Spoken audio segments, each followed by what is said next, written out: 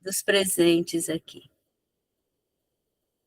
Depois você me devolve às 8h35, por favor. Vai depender, né, Celinha? Vai depender. A espiritualidade é que manda, né?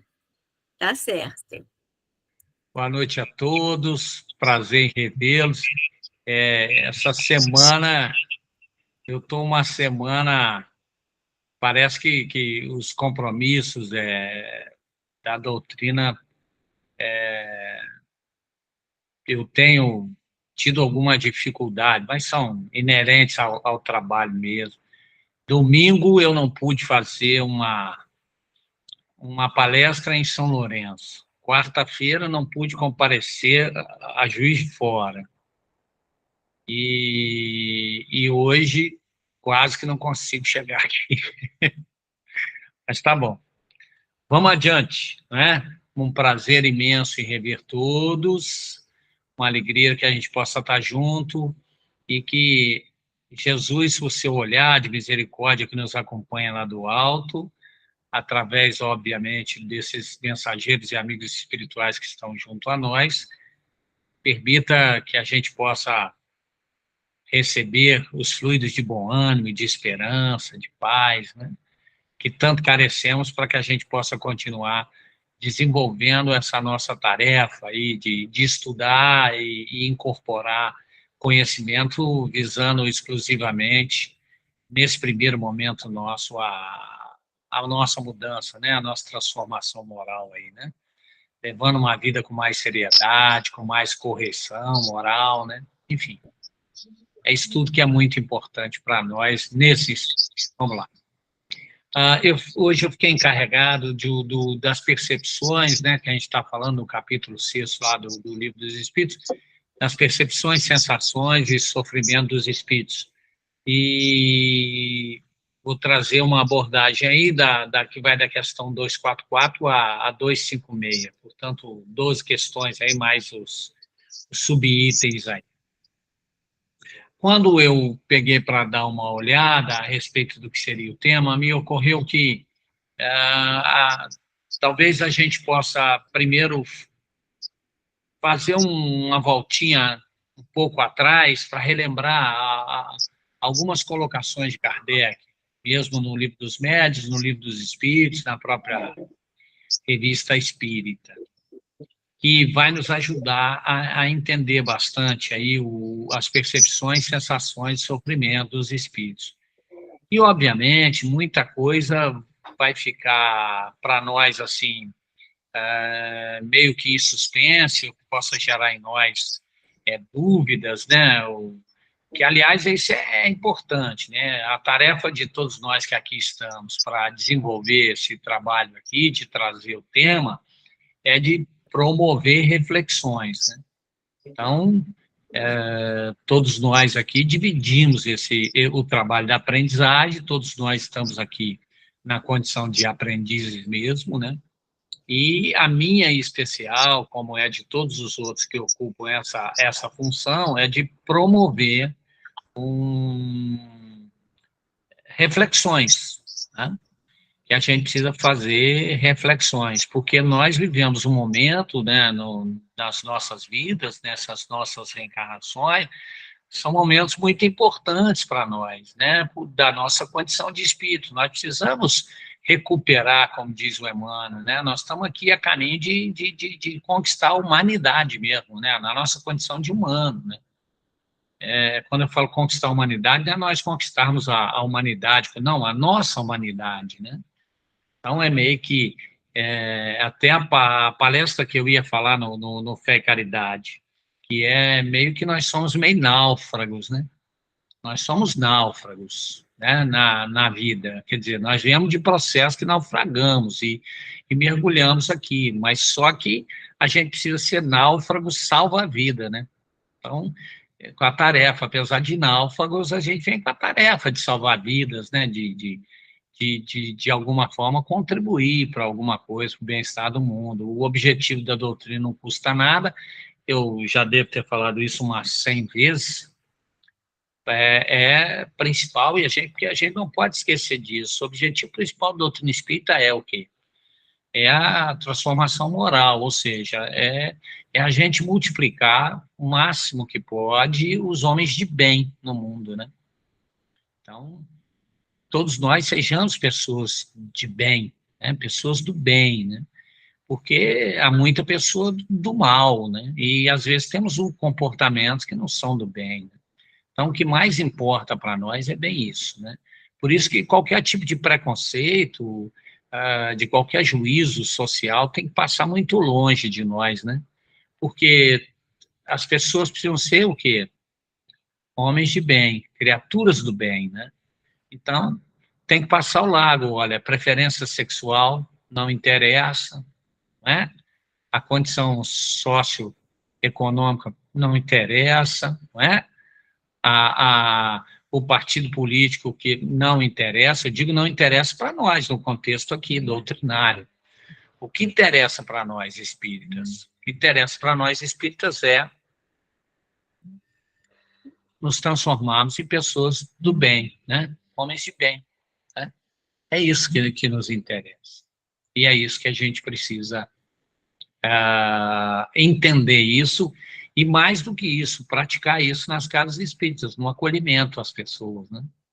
As pessoas que chegam à doutrina espírita, que estão aí conosco, elas precisam serem acolhidas e passando ao largo a preconceitos sobre definições de preferências sexuais, cor e etc. Isso aí não interessa para nenhum de nós, não interessa para a doutrina espírita. Ou seja, em últimas palavras, o que interessa para a doutrina espírita é que todos nós nos transformemos em homens de bem. É isso. Então, agora, para isso, nós temos um processo encarnatório, né? Nós temos um processo encarnatório. Esse processo encarnatório, ele nos traz momentaneamente no mergulho na carne. Então, a gente precisa analisar isso, quer dizer, ter bastante consciência que tem uma função esse mergulho, né? Nós aqui estamos desempenhando um papel, desempenhando um planejamento, e que vamos voltar ao mundo dos espíritos, e que essa volta, ela já aconteceu várias vezes e outras tantas virão. E que nós, ao desencarnarmos, nós vamos continuar com percepções, sensações e possivelmente, sofrimentos ainda, né?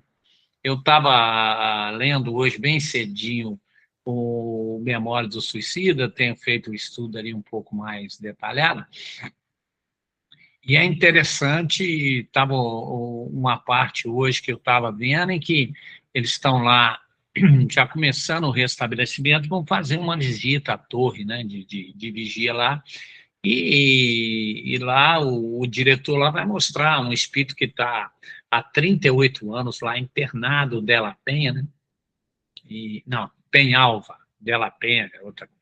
E, e ele vai estar de frente lá para uma TV, né, vamos chamar assim, um monitorzão lá, uma tela, e esse aparelho capta os pensamentos, capta tudo. E o Camilo Castelo Branco, e ele fica preocupadíssimo, assim, né, porque ele fala, nossa senhora, eu morreria de vergonha, né, enfim.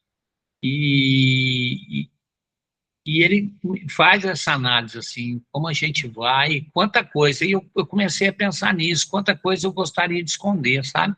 Eu também morreria de vergonha, né? Então, tantas coisas me fariam chorar de uma profunda tristeza, né? De profundo arrependimento, seja de oportunidades perdidas, seja de atitudes desmedidas, enfim. Mas isso que isso sirva para nós de força motriz, né? Para que a gente possa chegar no mundo dos espíritos, pelo menos com um nível maior de consciência e efetuarmos o nosso planejamento e possamos todo dia estar aí valorizando tudo aquilo que temos feito, né, gerando uma análise mesmo no nosso dia a dia, no nosso comportamento, naquilo que nós, de alguma forma, as oportunidades que perdemos e que a gente precisa se empenhar na criação de outros. O estudo, conforme a gente faz todas as quintas-feiras e faz nas reuniões aí presenciais, nas reuniões públicas, ele é para nos dar o material, porque nos ajuda nessa reflexão, né? Afinal de contas, o que nós estamos fazendo com a nossa oportunidade reencarnatória aqui? Mas não é só isso também. Eu acho que o estudo ele vem fortalecer algumas dúvidas que são pertinentes e naturais, né? Eu tenho quase que a convicção, né, que cada um de nós, de vez em quando, para e fala assim, será que é assim mesmo? Né? Isso não é vergonha nenhuma, isso é muito rico a gente poder fermentar e falar, nossa, tem até vergonha de falar que tem hora que eu fico em dúvida se esse mundo espiritual existe mesmo, se é desse jeito mesmo, né? Isso é natural. As informações, elas estão aí exatamente para que a gente possa ir consolidando a nossa linha de raciocínio, né? Porque o Espiritismo requer de nós uma fé raciocinada. Bom, baseado nisso, eu volto aqui, eu optei que a gente buscasse algumas notas aí na bibliografia kardeciana especificamente. Obras Póstumas, Livro dos Espíritos, Livro dos... Então, eu vou pegar a primeira nota, que está lá na Revista Espírita, de 1886, em que o Kardec diz assim, é um caso que tem lá de uma cataléptica lá, e ele diz assim, a alma é o ser inteligente. Nela está a sede de todas as percepções e de todas as sensações. Sente e pensa por si mesma. A alma é individual, distinta, quer dizer, diferente, não há um espírito igual ao outro. Perfectível, quer dizer, está a caminho, sempre buscando, tem como objetivo se aperfeiçoar, no nosso caso, nos transformar nesse momento que vivemos, na perspectiva da reencarnação no planeta de provas e expiações, de nós readquirirmos a humanidade, quer dizer, né, e nos tornarmos, através disso, homens de bem, e sobrevive ao corpo, à alma. A inteligência, o Kardec continua dizendo, ela é um atributo essencial do espírito, é um atributo. Por quê? Porque a gente vai ver que inteligência e espírito ambos se confundem. O que são os espíritos? São seres inteligentes do universo. Lembra disso? Então, a inteligência é um atributo do espírito, né? Embora a inteligência e espírito se confundem, né? Muitas das vezes vão parecer, a gente vai ver aí, né, que isso pode gerar uma dúvida, parecer que é a mesma coisa, né? Lá na introdução do estudo da doutrina espírita, lá no Livro dos Espíritos, né, tem lá o item 14, vai falar um pouco sobre a questão do pensamento, né? Então, o que é o pensamento? O Emmanuel fala que pensamento é matéria, a gente plasma, né? O que é o pensamento? Então, lá ele fala assim, livres da matéria, a linguagem, né, de que usam os espíritos entre si é uma linguagem rápida, como o pensamento. Portanto, são os próprios pensamentos que se comunicam sem intermediário. Então, a linguagem, quer dizer, pensa é um tipo de linguagem, o pensar é um tipo de linguagem, a gente emite pensamentos, né? Que são coisas que a gente vai falar assim, mas isso a gente só vai ter essa percepção quando se tornar um espírito mais evoluído? Não. Por quê? Olha só, vamos nos lembrar, uma nuvem de testemunhas nos acompanham, espíritos, às vezes, mais terra a terra que sejam, e eles conhecem os nossos pensamentos mais íntimos. Então, o pensamento, do ponto de vista espiritual, é até uma linguagem muito, como é que eu vou dizer, muito ostensiva. Ela é muito perceptível. O que nós pensamos é muito perceptível. Vem acompanhadas de cores diferentes, né, pelas vibrações fluídicas, né. Os espíritos, né, até menos evoluídos, conseguem ler as nossas íntimas, né, os nossos íntimos pensamentos, principalmente aqueles com os quais eles coadunam, né? Tá? Então, basta ver o quê? Que nós temos, né, o pensamento é algo assim, bem grosseiro, né? Bem nesse sentido, assim, é bem material, né? Que são percebidos até por espíritos a isso, né? Em Obras Póstumas também, o Kardec, ele fala lá, ele comenta uma experiência pessoal dele muito importante. Está lá na segunda parte. Ó. Um dos primeiros resultados das minhas observações, diz o Kardec, foi que os espíritos, não sendo outros, senão a alma dos homens, é o que ele diz, não tinham soberana sabedoria. Isso é muito importante, né? Nem a sabedoria científica, né? Eles também não tinham, isso ele pôde constatar, né? O saber deles estava limitado, e isso estava limitado diretamente, proporcional ao grau de adiantamento, né? Que a opinião dos espíritos, ele dizia, não tinha senão a opinião, o quê? O valor de uma opinião pessoal, né? Ele entendia isso bem. Essa verdade, diz ele, que ele pôde reconhecer desde o princípio, né, não ter tomado os espíritos, ou, digamos assim, a opinião, a resposta dos espíritos como verdades absolutas, né? Então, ele diz o seguinte, ele diz que, graças a isso, preservou a ele, Kardec, de grandes problemas futuros, né? Que era acreditar na infalibilidade, né, dos espíritos. E isso impediu a ele diz, de formular teorias prematuras, né, baseado no dizer de só alguns, de uma meia dúzia só. Olha que coisa interessante. Por isso que a gente sabe que Kardec era considerado bom senso encarnado. Por quê? Porque a opinião daquilo que diziam os espíritos, obviamente, ele sabia que ele precisava, de alguma forma, recolher mais naquilo que fazia sentido. Isso é muito importante, porque, eu volto a dizer, tem a ver com o que a gente vai falar hoje, mas também tem muito a ver com o trabalho mediúnico, né? Então, há uma tendência muito grande da gente idolatrar médiuns e, com isso, idolatrar mensagens mediúnicas. Basta alguém, não é, abrir a boca e dizer assim, olha, eu vou dar uma mensagem, quem está falando aqui é o Januário da Glória. Pronto, isso, o nome já vem assinando aí uma credibilidade enorme, não é? E a gente precisa analisar, viu, todas as mensagens. Eu acredito que o Januário da Glória não ficaria triste nenhuma se eu duvidasse que aquela mensagem era dele. Muito, ele ficaria mais preocupado, né, se não fosse ele e eu levasse uma crença fiel de que fosse ele, saísse reproduzindo por aí que eu recebi uma mensagem do Januário da Glória e repassando para todo mundo aí uma série de recomendações, né? Algumas às vezes bizarras, grotescas, que a gente vê aí, e que são assinados por espíritos. Na verdade, espíritos não têm um igual ao outro, e eles vão falar à medida da sua evolução, né? Na questão 888A, né?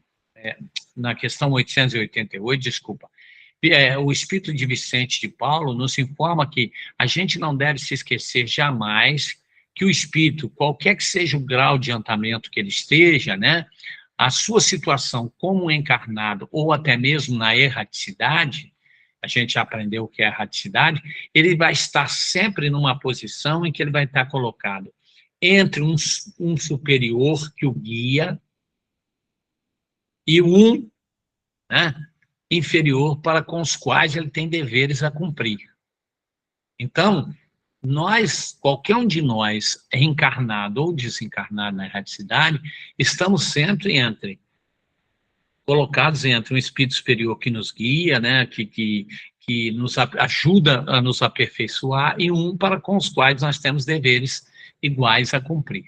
Então, também é importante entender isso para a nossa conversa rápida de hoje. No Livro dos Espíritos também, vamos relembrar a questão 92, e também o item, eu falo assim, mas depois coloco aí a bibliografia, e a Cida deve estar anotando lá. O Livro dos Espíritos, questão 92, e o Livro dos Médiuns, na segunda parte, no item 289, na questão 30, há algumas informações lá sobre um outro tema que a gente vai falar que é muito interessante, chamado de ubiquidade dos espíritos, que está aí nesse capítulo aí, que é aquela história do espírito estar em mais de um lugar ao mesmo tempo, né? E fica muito claro, tanto o Livro dos Espíritos quanto o Livro dos Médiuns, que os espíritos não têm o dom da ubiquidade. Mesmo o espírito, assim, muito evoluído, Heraldo, não é um dom, a ubiquidade não é um atributo do espírito, está em dois lugares ao mesmo tempo, né? Ele não pode se dividir, e estar no mesmo, em vários lugares ao mesmo tempo, né? Então, isso não dá para dividir o espírito. É importante que a gente entenda isso. Isso aí é Kardec dizendo, né? Agora, a gente já leu sobre isso, eu me lembro que a gente já ouviu a gente conversando sobre isso aí, é que ele pode irradiar para vários lados, né? O exemplo, o Kardec dá a respeito do Sol, né? Ele irradia por toda parte e consegue, né? Embora ele não se divida. Quer dizer, os seus raios luminosos abrangem aí, né? Então, o espírito não tem o dom da ubiquidade, é importante, né? E outra coisa que a gente também precisa entender é que o pensamento do espírito é como uma centelha que se projeta longe. A gente tem até um estudo muito legal na Gênesis, na Gênese do Kardec, do Pentateuco kardeciano, né? Não é o do Velho Testamento. Eu estou falando da Gênese dos livros básicos da codificação. A gente fez um estudo sobre fluidos, que é muito interessante, porque às vezes a gente fica pensando assim, será que o meu pensamento ele vai atingir, estou intercedendo por alguém, será que ele vai atingir? Ou só se tiver um espírito aqui do meu lado para poder me ouvir? Né? Então, lá a gente vê o fluido e vê como o pensamento ele vai através dos fluidos, como ele atinge, né? É obviamente que ele vai sendo, digamos assim, reverberado, né? Alguns espíritos, obviamente, captam e são reverberados. Aliás, as orações, elas são fundamentais, né? Porque, até voltando a citar o Memórias de um Suicida, a colônia lá onde está o Camilo Castelo Branco, lá da Legião de Maria, né, que é um posto avançado, eles até perguntam, diz assim, olha, tem tanto espírito sofrendo, como é que os suicidas, né, como é que vocês ficam sabendo que os suicidas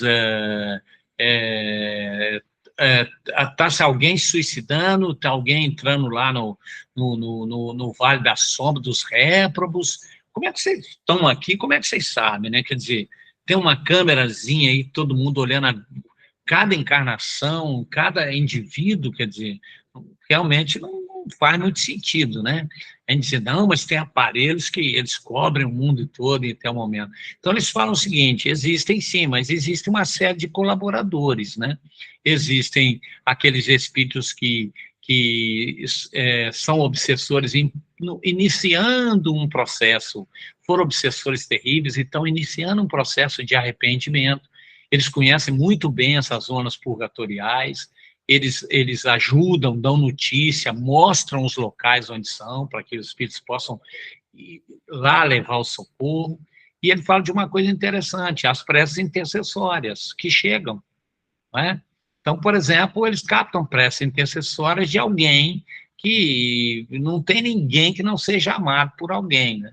E que alguém, no caso lá do livro, né, o Foco são os Suicidas, que tenha se suicidado nesse instante agora, que não tem alguém sofrendo por essa perda, por essa atitude, e que lança uma prece contundente de um coração sofrido, isso de alguma forma é captado e é levado à informação.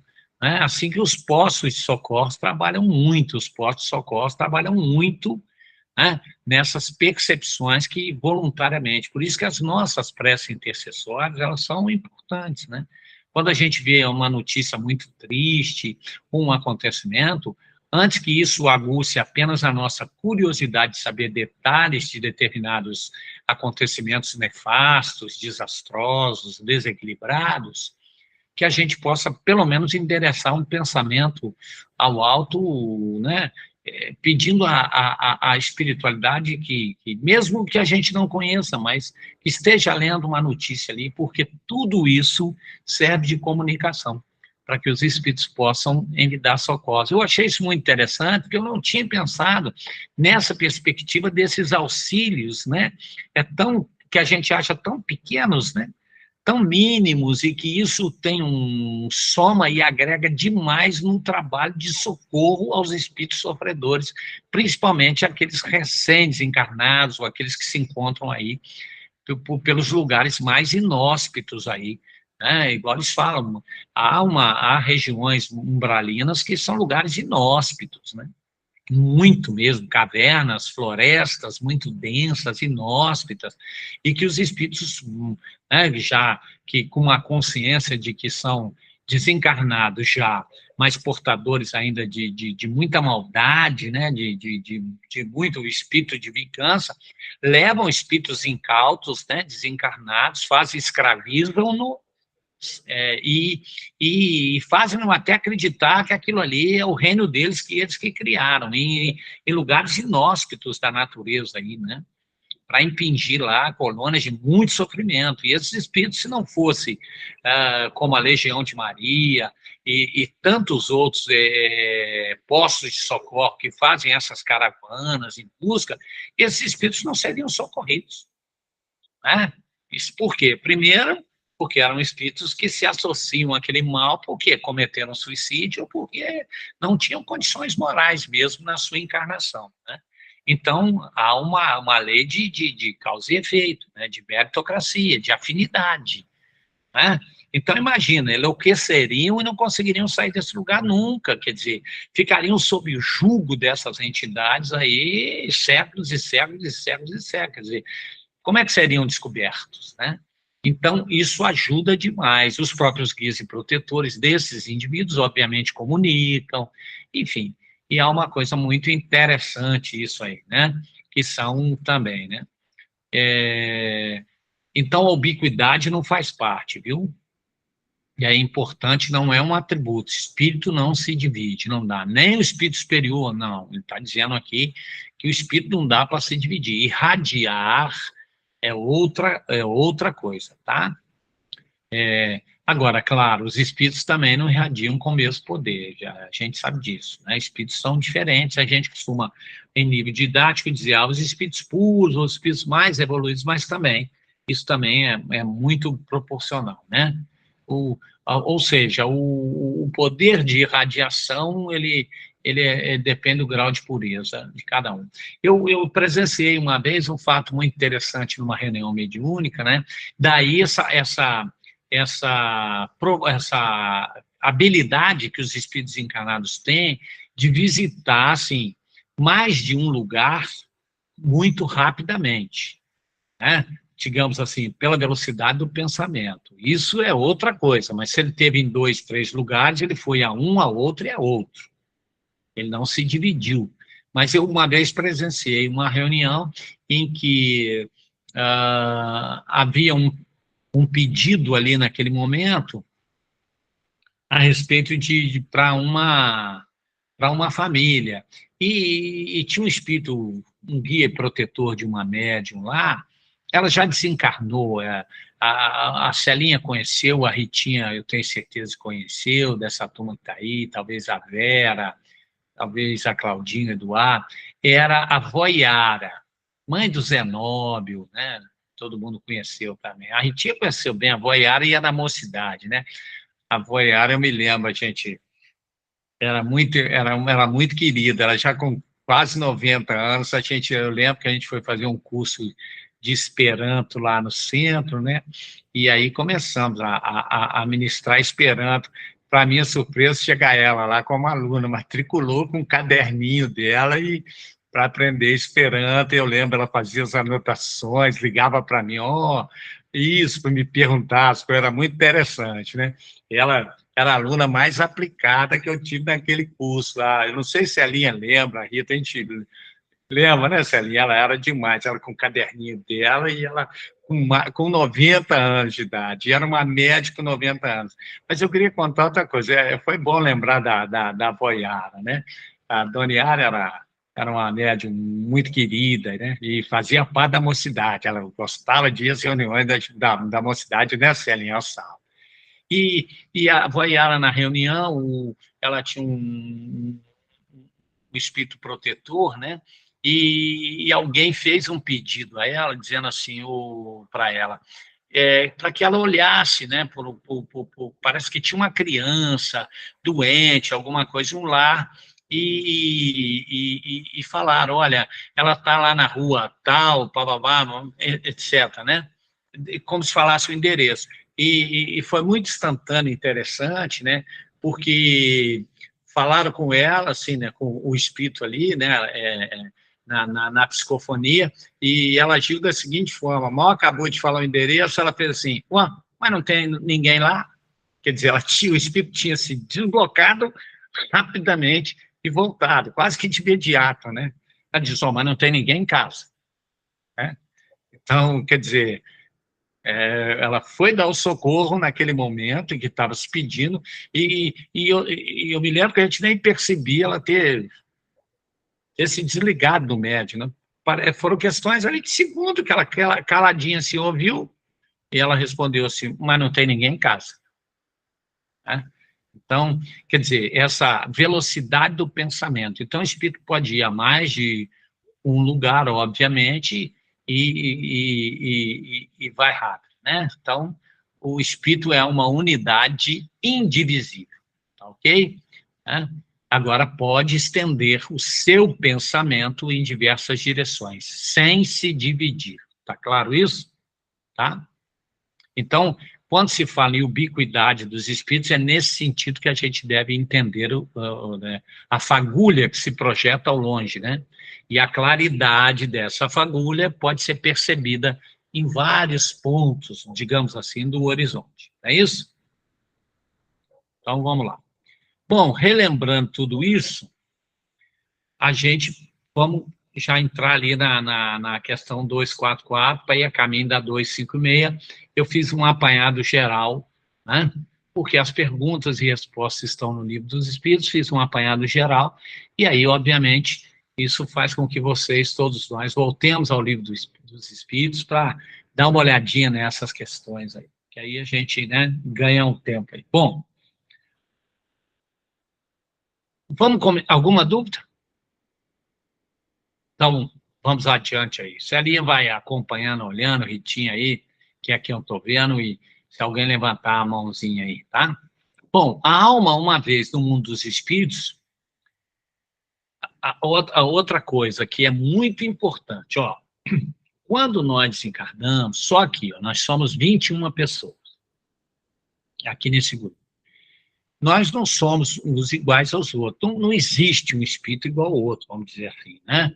Nós temos estágios diferentes, etc. E tal. Bom, quando a gente desencarnar, esse fenômeno de apenas nos desvincularmos de um corpo físico não nos dá nenhuma condição especial. Por exemplo, no nosso caso aqui, Planeta de Provas e Expiações, quando a gente chega ao mundo dos espíritos, nós vamos ainda possuir o quê? As percepções que nós tínhamos da vida. Claro que algumas outras vão aparecer, que não possuía. Por quê? Porque a gente sabe que o corpo é um véu que obscurece. Está lá no Livro dos Espíritos. Certo? Então, tem aquele exemplo muito fantástico. Já vi a mãozinha da minha amiga, a Fran, tá ali. Fran. Já vou aí, Fran. Só fechar com um exemplo. Tem aquele exemplo que o Kardec, o Espírito de Verdade lá, fala exatamente o seguinte: nós temos 5 sentidos, lembra disso? Nós temos, né, visão, tato, paladar, audição e gustação, né, o gosto. Então, nós temos 5 sentidos. Aqui, né, no ambiente, né, oxigênio, no ar. Agora vamos fazer um exercício pular dentro de uma piscina. Continuamos sendo nós mesmos, nós só trocamos o meio. Saímos de um meio de oxigênio e entramos no meio, né, de água, dentro da piscina. Só ali nós já vamos perder alguns sentidos e outros vão se reduzir bastante. Dos 5, estou falando dos 5 que nós temos. O que aconteceu para se perder? Apenas mudamos de meio. Foi só isso, continuamos a mesma estrutura, somos nós mesmos, mas a mudança de meio fez isso conosco. Tudo bem? Vamos fazer o inverso agora. Reencarnado, nós estamos dentro da piscina. Quando a gente se encarna, a gente sai da piscina. O que acontece com aqueles sentidos nossos dentro da piscina? Por exemplo, o olfato não tinha na piscina, ele não funcionava na piscina, mas eu tinha esse sentido. Ele fica, quando eu for para fora da piscina, né, excetuando aqueles que aí são portadores de uma rinite alérgica crônica, né? Mas imaginando que todo mundo, né, tem um olfato normal, quer dizer, entendemos isso? Então, algumas outras ele diz que não possuía, entre aspas, quando a gente chega no mundo dos espíritos. Quando o véu, que é né, obscurece, já não tem mais, que é a ação do corpo. Demorei, mas cheguei, viu, Fran? O trânsito estava enorme para chegar aqui.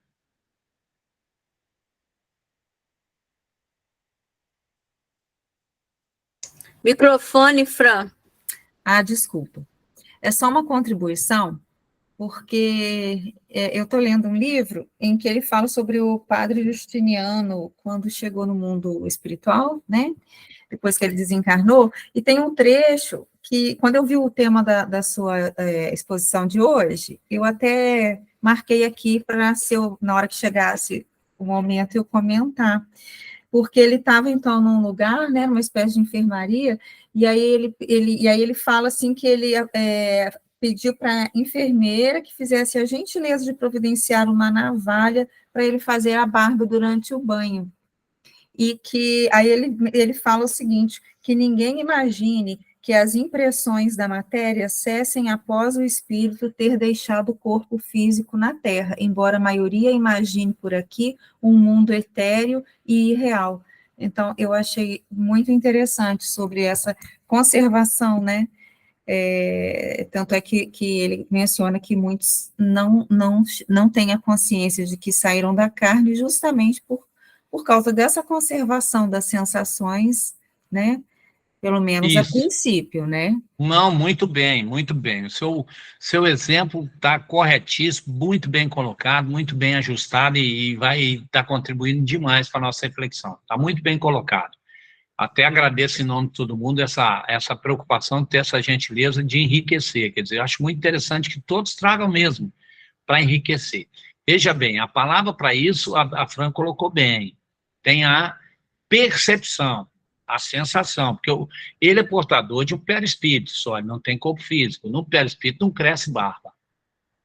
É uma percepção dele, assim como é a fome, assim como é o frio. Quantas reuniões mediúnicas que vocês estão e que o espírito lá manifesta dizendo que está morrendo de frio, está morrendo de fome. São sensações de percepção, ou seja, e a gente vai ver isso mesmo, porque a gente se impregna, porque veja bem, as sensações, né, elas são o quê? Elas são o efeito que gera, quando estamos encarnados, dor, sede, fome. Isso emprega-nos como espírito. E se nós não temos um desencarne em que realmente há né, se desvincula de certa forma, nós ainda temos essas impressões. Então, é muito comum em reuniões mediúnicas a gente vê um espírito lá que sofreu um acidente, ele diz assim, olha, eu estou sem perna, não é? E ele tem essa percepção, eu estou paralítico, não consigo andar, enfim, né? Isso a gente vê na prática, e a todos aqueles que estão aí na reunião mediúnica, acontece muito. Então, isso por exemplo, a médio vidente que vê espírito de óculos, ele não está míope, nem tem estigmatismo mais, né? Ficou no corpo físico, digamos assim. Mas ele está lá. Pode ser que para uns sejam apenas para se identificar, né? Para dar autenticidade, né? Assim, para quando o médium vidente vê-lo, né, saber, poxa, é ele usava óculos, às vezes, né, óculos grossos, ou um monóculo, né, que é muito característico, ou um relógio pendurado aqui, né, enfim. Outro, a gente fala até de um espírito que se manifestava, o Kardec fala, tá lá, né, com a caixinha de rapé, né, quer dizer, ele tinha o hábito de cheirar o rapézinho. Eu me lembro bem disso, meu pai tinha o hábito de cheirar rapé, né, tinha uma latinha, né, e, enfim, mas se tem isso, né, e a gente vê em alguns livros, a gente só tem que tomar um certo cuidado, por quê? Porque a literatura espírita é, há um número muito grande de obras psicográficas, e aí eles, digamos assim, na minha opinião, é, eles exorbitam dessa questão, né? Exorbitam, mas há, sim, as necessidades fisiológicas, sim. Imagina, as furnas, a gente sabe disso, a gente está falando, vai ler lá o Memória de Suicida, e tem tantos outros, o André mesmo e tal, estou citando mais memória porque estou fazendo um miudinho ali, um estudo miudinho, mas as furnas lá, os indivíduos são sujeitos, claro, aquilo não é relatado assim, né? Mas está ali bem claro nas entrelinhas, há todo tipo de comportamento promíscuo, todo relacionamentos sexuais, promiscuidade, todo tipo de agressão, estupro, tudo isso, violências, né? Sofrem isso, né? Quer dizer, comportamentos animalizados, está tudo ali. Né? E parece que a nossa querida Maria Reis levantou a mãozinha também. Eu vi de soslaio aqui.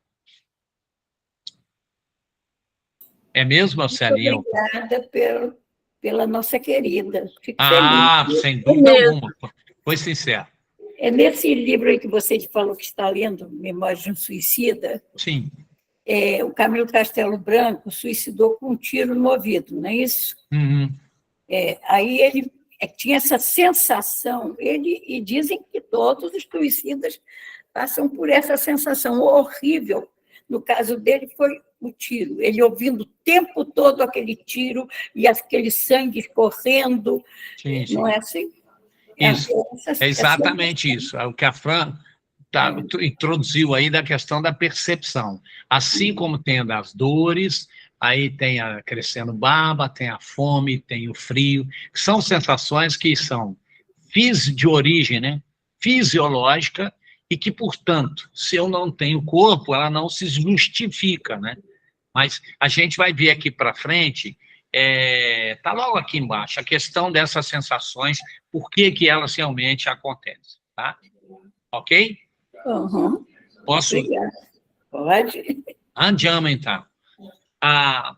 Outra coisa que fica ali claro também nesse estudo do Livro dos Espíritos, é que ele chama a atenção que a inteligência é um atributo do espírito, mas que também ela se manifesta mais livremente no mundo dos espíritos, desde que não haja entraves. O que são entraves, né? Então, por exemplo, uma coisa que ajuda demais a nós quando desencarnarmos é exatamente esse exercício, essa crença, né? É o exercício que nós fazemos, mesmo de filosofia, de, olha, vida após a morte.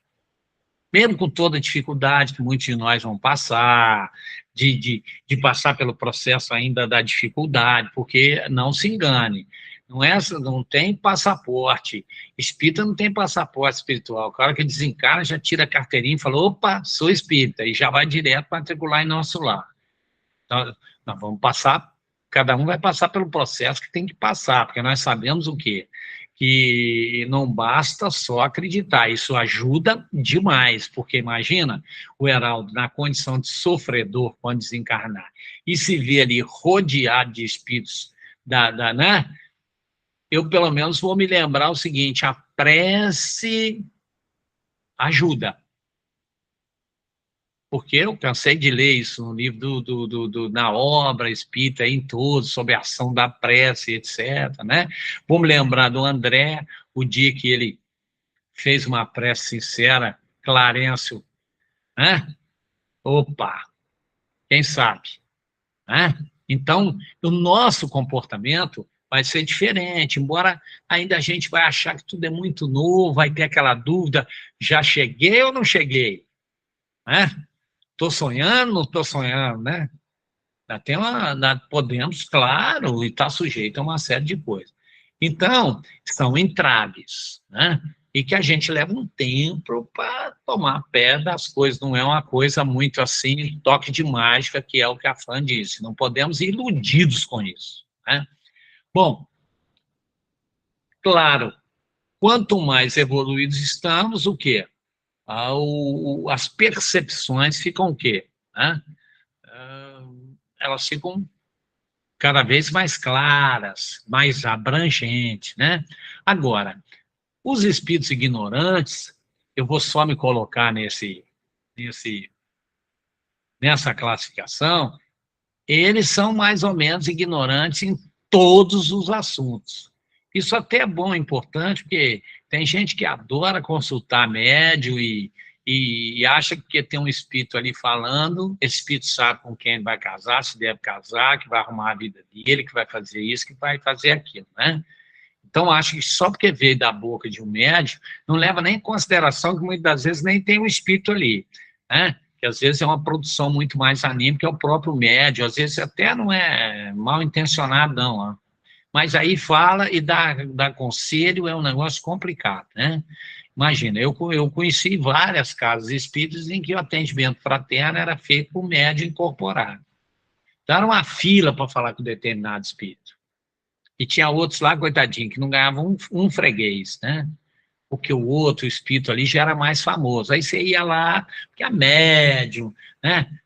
Dava muito... a Celinha se lembra lá, o Alta de Souza em São Paulo, né, Celinha? Tinha uma parte lá que é o atendimento fraterno, era pelos médiuns incorporados, né?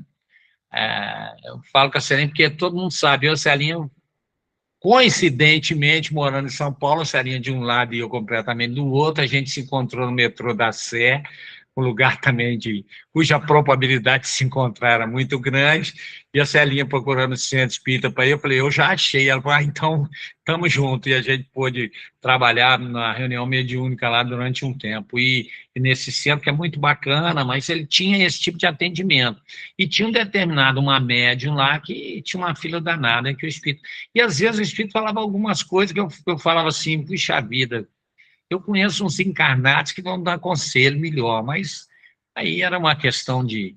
né? Então, era importante que a gente comece a entender isso. Não é o fato de ser desencarnado que ele se torna portador de percepções e já são... Ele desencarnou, gente. Ele é capaz de saber o que está reservado para mim. Ele é capaz de saber até o que está acontecendo no meu karma. Ele sabe até o que, né? Aí pede para o espírito para cuidar da mamãe, cuidar de não sei o quê, enfim, né? Então, a gente precisa tomar muito cuidado, essa postura já não cabe mais, né? Já não cabe mais, né? Ninguém vai lá ao centro para poder conversar com o espírito para saber se eu tenho que fazer o concurso, se eu vou fazer ou se eu não vou, se eu tenho que casar com a Rita, com a Celinha, com a Fran ou com a Maria, estou com 4 para casar e com quem que eu devo escolher? Já imaginou? E tem gente que... Ó, eu falo isso, a gente vê o Fé e Caridade cheio.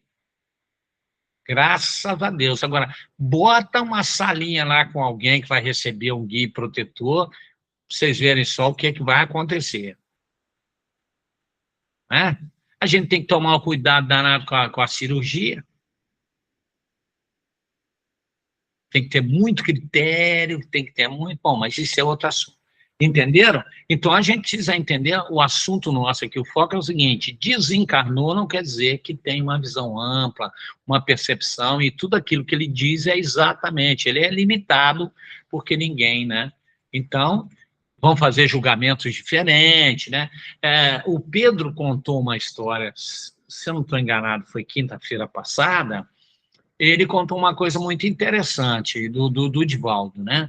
Eu me lembro. Lembra que era a esposa pediu ao Divaldo, que foi dar passe lá, para que pedisse os espíritos, ele estava com câncer, né? Se pudesse ajudar, né, que ele pudesse vencer aquilo, que o Divaldo olhou e o Bezerra disse assim, ó, ele deve ter feito assim para o Divaldo, ó, vai ficar tudo bem, e que o Divaldo foi lá e pronto, ó, chancelou, falou, ó, os espíritos já falaram que vai ficar bom, e que depois, lembra o Pedro contando, quando chegou lá para dar parte de novo, o que tinha acontecido? O cara tinha desencarnado. E a mulher estava brava com o Divaldo, falou, pô, mas só falou que estava tudo bem, né? E, na verdade, por quê? Porque os espíritos avaliam sob perspectivas diferentes. Muito simples da gente entender. Para ela, né, ele se curar ali do câncer, né? Não sei o tamanho do câncer, o que era, né? Era ficar bom, era recuperar a saúde.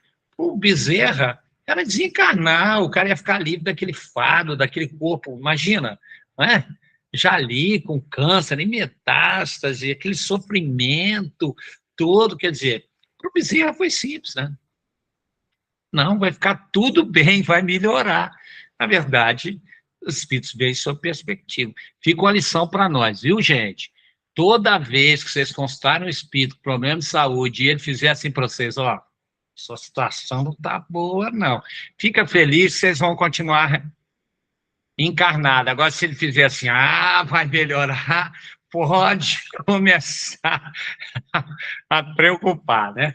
Pelo menos nesse caso. Então, os espíritos também, eles veem o que nós não vemos, né? Eles julgam diferente de nós, né? Mas isso vai sempre depender da elevação. Outra coisa, o passado, essa percepção de tempo, Kardec trata também nesse capítulo, né? Passado para o espírito e presente, quer dizer, a percepção de tempo. Eu estava conversando com meu filho Vitor Hugo e estava trocando uma ideia sobre essa história de ir no tempo, andar no tempo, voltar no tempo, né? Essa questão hoje do metaverso e tal, né? Enfim. E a gente estava dizendo que como é possível hoje, pelo menos teoricamente, fazer viagens no tempo. Mas não vou nem lançar isso aqui, porque depois viram voltar no tempo, ir na frente do tempo e tal. Por quê? Porque a concepção de tempo, hoje nós falamos, por exemplo, no campo físico da nanotecnologia, né? Então, hoje se fala em composições químicas que, né, a gente viu na questão da física quântica, a gente estava fazendo um estudo, arrumei até um videozinho, não sei quem estava aí nesse estudo que a gente fez de física quântica, lembra, Celinha? Dos raios, né?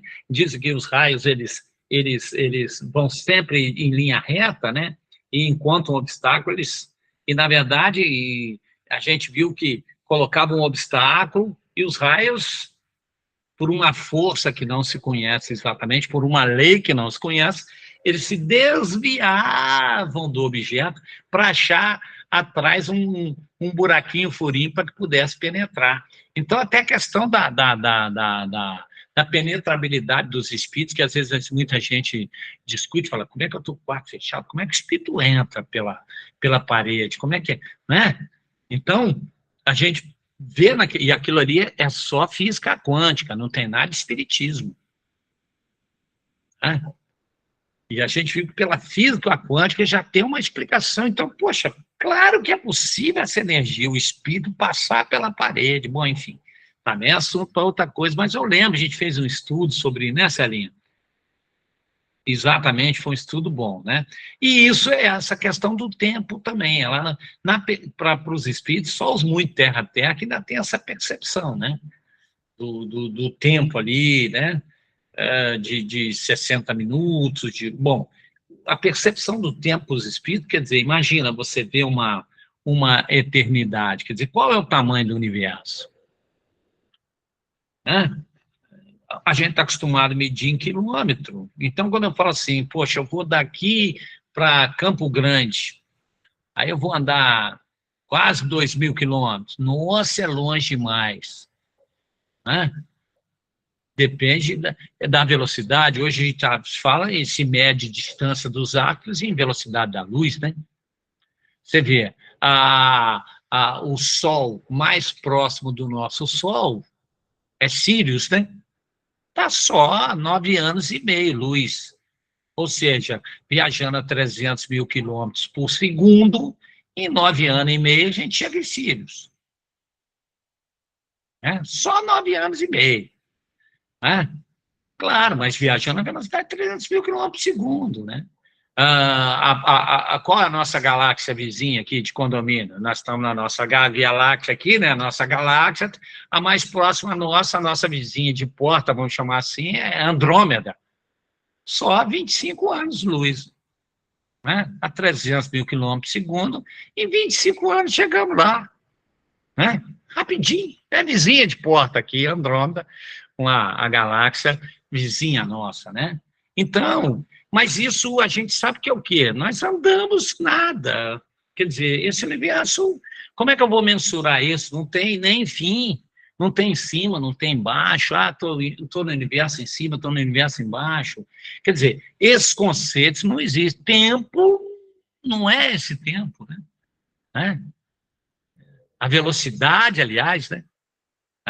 Aí está lá o Einstein dizendo para nós, muito simplesmente, né? Velocidade igual espaço sobre tempo. Então, o tempo é uma variável ali que vai depender de velocidade e espaço, né? Então, bom, enfim.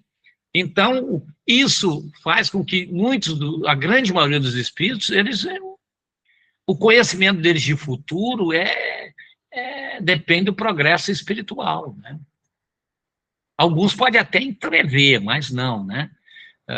Agora, completo conhecimento futuro, Deus é único, soberano e Senhor. É o que nós temos para hoje. É assim que a gente... Não adianta querer discutir mais do que isso. Deus é Senhor, único e soberano, né? E ninguém o pode igualar. Ele que tem um conhecimento futuro. Para nós ainda essa é a colocação. Não dá para sair disso, né? E ele fala ali que somente os espíritos superiores também veem a Deus e o compreendem. Mas ele quer mais colocar que é porque os inferiores apenas sentem e acabam adivinhando. Porque tudo aquilo que eu sinto, por uma questão até de ter uma... eu tive aqui senti algo aqui que possa acontecer. É uma adivinhação. Mesmo essa premoniçãozinha, o conhecimento pleno de algo do futuro nós não temos, né? Então, quando ele fala que só os espíritos superiores veem a Deus, isso também é muito relativo, né? Ou seja, o compreendem de uma forma diferente. Nós, né, sentimos, né? Então, obviamente, eles falam que nós, os encarnados, ou nós que desencarnamos, somos muito próprios, a gente tem esses pressentimentos, né? Pressentimentos, intuição, né? Outra coisa que ele fala lá é como são transmitidas a vontade de Deus, quer dizer, através dos espíritos. Nós estamos, por isso que eu me lembrei de fazer uma colocação. Como é que essa cadeia de informações chegam até nós? De todas essas leis, como é que isso chega? Olha, então vamos voltar à nota que a gente deu uma olhadinha. Cada um de nós, seja encarnado ou na erraticidade, estamos entre um espírito superior que nos guia, nos ajuda a aperfeiçoar, e um inferior para com os quais temos compromissos iguais. É uma cadeia, ó. Então, vamos botar o Januário da Glória, um espírito conhecido nosso aí, ele está aqui, ó, em determinado momento, ele recebe de alguém. O André Luiz, quando psicografou todas essas informações, é muito claro a gente entender. André Luiz funcionou meio que como um médium do Alexandre. Sim ou não? De todos aqueles espíritos orientadores que vêm na obra dele, pode ver. Ou seja, o que o André Luiz relata? O Alexandre, como é que se comportava, e tantos outros que foram espíritos que estavam, na verdade, num patamar superior. Ele foi meio que um médium que trouxe pelo Chico para nós, quer dizer, ele foi médium, vamos dizer assim, do Alexandre, intermediou essa comunicação. Tá claro? Vivenciando, mas é o que ele coloca ali, e outros tantos aí, né? É assim que nós tomamos conhecimento, entre aspas, da vontade divina. São leis perfeitas, por que é que a gente sabe disso? Né? Então, e que também fala ali sobre que os espíritos, quando vão de um lugar para outro, né, ele vai pela rapidez do pensamento, a gente viu isso também. Do pensamento irradiar, a gente também viu, né? E que, na condição de espírito, a nossa podemos ampliar a nossa visão. Ele fala lá, muito interessante, a questão do som, né? Na percepção das músicas. Você vai ver que ele fala ali nas questões, né, que quando desencarnado, a nossa percepção também auditiva, obviamente, lembra da piscina, saímos da piscina e pulamos para fora.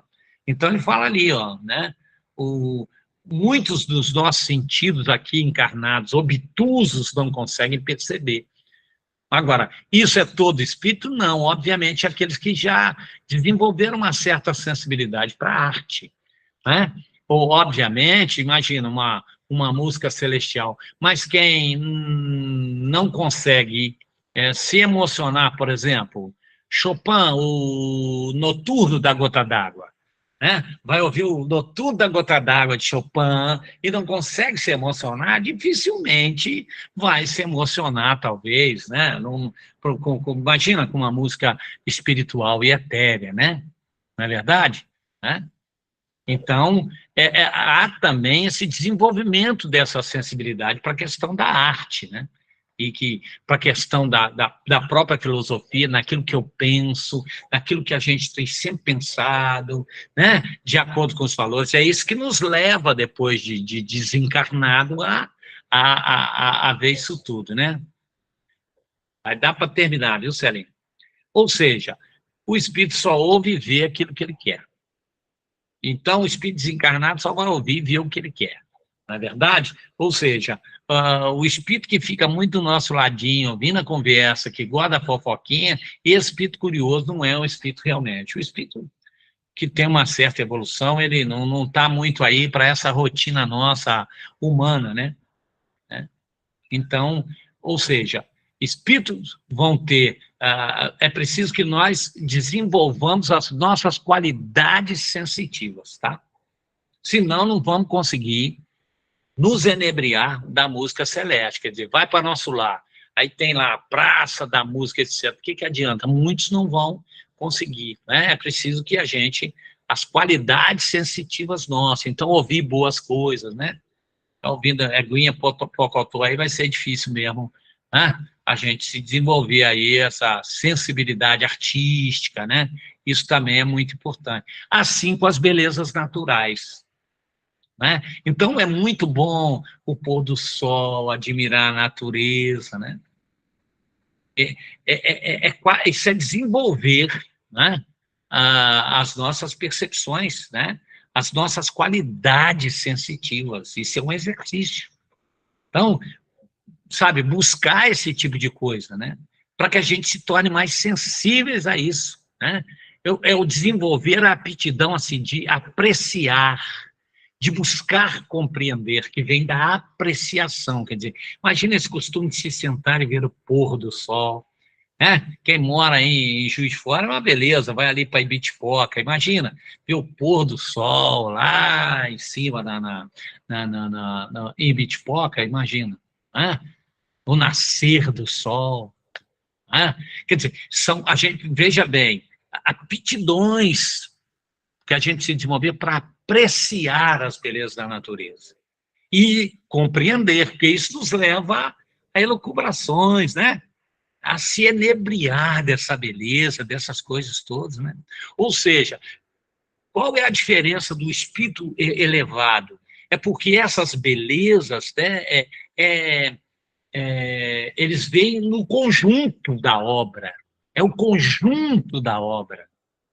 E aí a gente vê o quanto no afã nosso, quanto é pueril, o quanto às vezes a gente se preocupar com coisas tão pequenas, e isso gastar uma energia, ou nos chatear, nos botar triste, né? E o conjunto dessa obra majestosa, né? É assim, a beleza dos detalhes, né? Mas desse conjunto que é algo que a gente, né? Bom, outra coisa interessante para a gente finalizar é que nas percepções dos espíritos estão contida uma coisa que é boa, uma boa notícia para todos nós. Eles conhecem as nossas necessidades, né? Conhecem, sim, principalmente os nossos guias protetores, nossos sofrimentos físicos, morais. Mas por que eles conhecem também? Porque também sofreram. também já experimentaram materialmente como nós, porque foram espíritos reencarnados um dia. Né? Que isso, eu queria terminar para que a gente entendesse isso, né? Essa compreensão dos espíritos, um exemplo único. Né? Imagina o náufrago recebendo orientações de alguém colocado em segurança lá na praia, dizendo, olha, bate a mão direita, agora a esquerda, faz um movimento assim. Né? Então, é muito interessante o salva-vida que pula na água, vai lá e aí tem um exemplo único para terminar a nossa conversa aqui, que isso fique bem cravado em nós. Por isso que Jesus veio ao mundo. Senão ele continuaria, né, nas luminosidades estelares, vibrando a misericórdia e o carinho. Mas por que ele se sujeitou? Ele entrou na água. Ele não ficou na praia dando orientações. Que nós pensemos nisso, né? Ou seja, espírito não repousa. A gente vê dizer, vamos, ele agora está lá, tá sentadinho ao lado de Maria, ao lado de Jesus, está lá, né? Agora ele vai dormir em paz, não vai, espírito não repousa. Né? Jesus, um grande exemplo disso, espírito mergulha no campo das ações, e é isso mesmo. Então, que a gente possa entender o que nos foi dito em relação a essa questão das percepções. Mas o Livro dos Espíritos está lá, como eu disse, eu tenho a função de promover reflexões, e vocês voltem correndo lá para o Livro dos Espíritos, 544 até a 556 ali, e dá uma lidinha depois dessas reflexões nossas. 244. Isso, desculpa, Célia, a 256. A 256. Tá ótimo. Então, agora, nós vamos sair um pouquinho de nós mesmos,